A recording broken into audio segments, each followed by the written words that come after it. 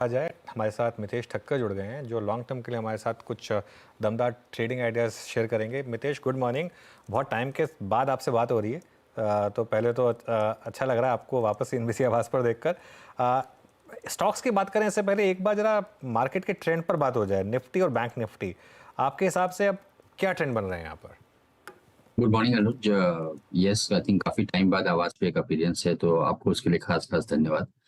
Index की अगर मैं बात करूँ तो अनुज, जो हमने जब डिक्लाइन चालू करी थी निफ्टी में, वो थी आई थिंक 2 अगस्त, 1 और 2 अगस्त के बीच में जो गैप आई थी। अभी निफ्टी उसी गैप एरिया के आसपास ट्रेड कर रहा है और उसको क्लियर करने के लिए उसको सपोर्ट चाहिए बैंक निफ्टी से, जो कि मिसिंग है। तो मैं वेट कर रहा हूँ कि अगर बैंक निफ्टी 51,000 51,100 के लेवल्स क्लियर करता है तो शायद थोड़ा मोमेंटम मिलेगा ऊपर की तरफ में। अदरवाइज मीडियम टर्म चार्ट्स काफी पॉजिटिव है, परंतु शॉर्ट टर्म में आई थिंक मार्केट ऐसा लगता है कि स्ट्रेंथ छोड़ चुका है। सो मेरे ख्याल से एक रेंज एक्टिविटी रहने की उम्मीद है, जबकि निफ्टी पिछले कुछ दिनों में अपवर्ड ड्रिफ्ट दिखा रहा है। परंतु अगर ये बैंक निफ्टी पार्टिसिपेट नहीं करता है तो मैं मानूंगा कि 24,900 24,950 के लेवल्स क्लियर करना बहुत डिफिकल्ट होगा और ब्रॉडली एक 500 पॉइंट की रेंज में आ जाएगा। तो 24,900 से लेकर 24,400 की रेंज बन सकती है निफ्टी में आने वाले कुछ दिनों के लिए। ओके, तो ये फिलहाल आपके लिए एक रफ पर्सपेक्टिव हो गया, लेकिन जिस पोजीशन में गुड मॉर्निंग मितेश, बाजार है, की आइडियाज़ आपको कहाँ सेक्टोरली से पहले बताइएगा, क्योंकि आपने कुछ स्टॉक्स हमारे साथ शेयर किए हैं।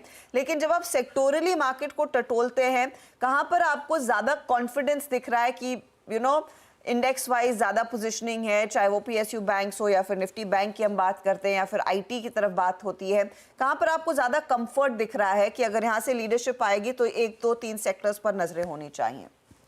Good morning Harshada.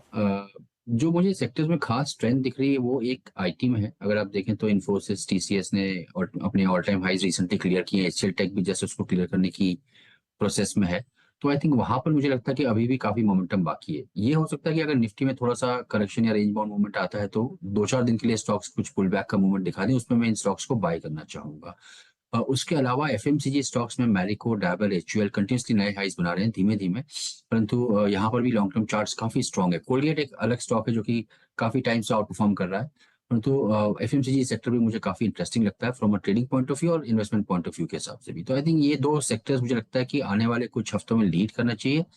PSU banks हो सकता है कि एक ट्रेडिंग मोमेंटम दे दें, परंतु मुझे लगता है कि अभी लॉन्ग टर्म चार्ट्स में यहाँ पे साइडवेज एक्शन का, कंसोलिडेशन का प्रोसेस ऑलरेडी चालू हो चुका है। तो यहाँ पर आने वाले कुछ हफ्तों के लिए मैं इनको अवॉइड करना चाहूंगा।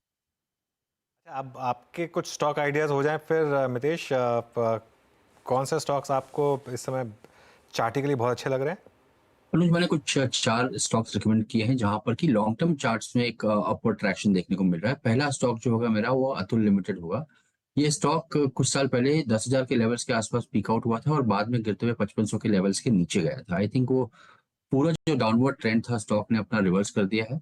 अभी 7,900 7,800 के बीच में ट्रेड कर रहा है और इसके लॉन्ग टर्म इंडिकेटर्स एवरेजेस सारे ऊपर की तरफ पॉइंट आउट कर रहे हैं। तो अच्छे लेवल्स पे एक्यूमुलेट करें इसको यहाँ पर, और अगर थोड़ी गिरावट देखने को मिलती है 7,600 7,400 के आसपास की रेंज में, अगर ये स्टॉक और मिलता है तो वहां पे ऐड करें।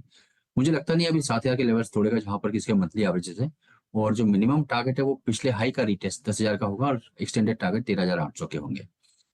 इसके अलावा सिमिलर पैटर्न जो मैं देख रहा हूँ जुबिलेंट फूड्स के चार्ट्स पे देख रहा हूँ। डिस्क्लेमर, मेरे पास छोटी क्वांटिटी में जुबिलेंट फूड्स है और मैं इसको ऐड करने की और गिरावट देख रहा हूँ। तो अगर मुझे गिरावट में मिलेगा तो मैं पर्सनली इसको ऐड भी करूंगा। तो वेस्टेड इंटरेस्ट है यहाँ पर। यहाँ पर मुझे अगेन आई थिंक जो इसके लॉन्ग टर्म चार्ट्स हैं वो करीबन 2 ढाई साल के करेक्शन के बाद अब पॉजिटिव दिखना चालू हो गए हैं। सारे इंडिकेटर्स ऊपर की तरफ पॉइंट आउट कर रहे हैं। तो पिछला हाई जो 800 का है वो मुझे लगता है कि स्टॉक में आना चाहिए। परंतु एक्सटेंडेड टारगेट जो इसके होते हैं वो करीबन 1,000 प्लस के बनते हैं। तो आपको अच्छी करीबन 50 से 60% की स्टॉक में तेजी देखने को मिल सकती है आने वाले कुछ महीनों में। और यहाँ पर भी व्यू सिमिलर है। आई थिंक करंट भाव पे थोड़ा अक्यूमुलेट करें। 630 610 की रेंज में अगर स्टॉक मिलता है तो अग्रेसिवली बाय करें और 565 के नीचे का स्टॉप लॉस लगाएं। तीसरा स्टॉक है पेज इंडस्ट्रीज। अगेन काफी सिमिलर सेटअप है। अगर आप देखेंगे तो 47,000 48,000 की रेंज में स्टॉक ने पीक आउट किया था करीबन 2 साल पहले। पूरा एक करेक्शन मूवमेंट इसका प्ले आउट हो चुका है। इंडिकेटर्स इसके बॉटम आउट हो चुके हैं और ऊपर की तरफ मुड़ चुके हैं। तो यहाँ पर इस स्टॉक को अक्यूमुलेट करें। नीचे में अगर थोड़ी गिरावट मिलती है तो ऐड करें। वो रेंज होगी करीबन 40,000 के आसपास की, 40 41,000 के आसपास की।